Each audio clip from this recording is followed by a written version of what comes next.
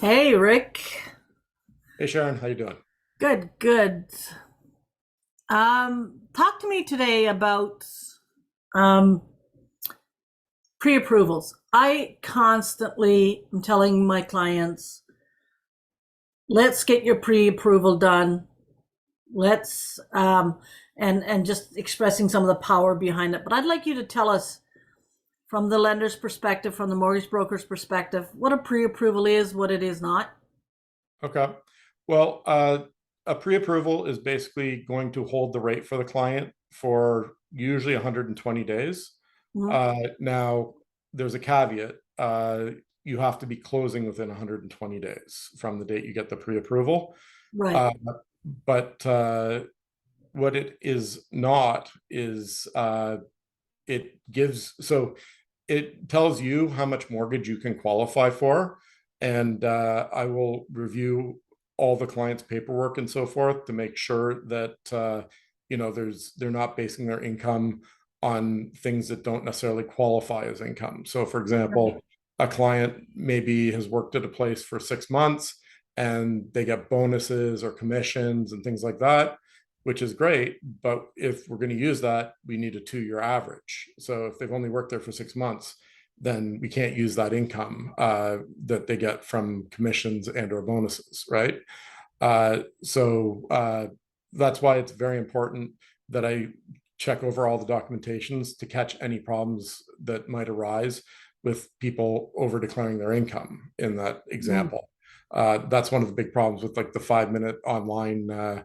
pre-approvals you can get from the bank is, people are like, oh yeah, I make like 100 grand a year. Meanwhile, their qualified income is 40, right? So obviously when they go to the bank's going to say, oh, sorry, you don't actually get this mortgage. Uh, Exactly.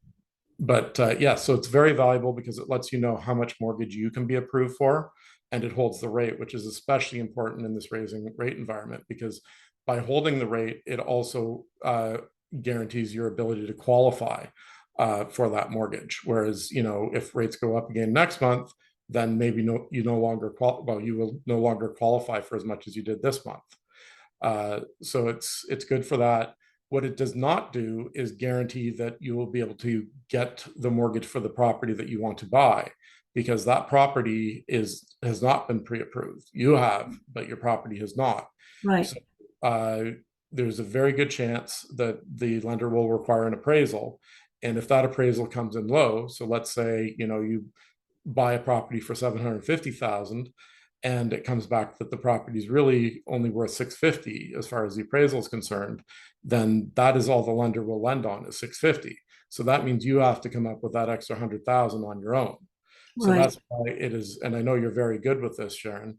That's why it's so important to ensure that there is a condition of finance embedded in the offer, because even with a pre-approval, so you can get financing, but that house, the bank might not, or the lender might not like that house because the appraisal doesn't come in high enough, or maybe if it's not an A lender, like if it's not an insured deal, then the lender might not like the neighborhood or something like that. I've come across that before, where the Right. lender simply was like, "No, I'm sorry, we don't want to lend in that neighborhood. We don't." Right.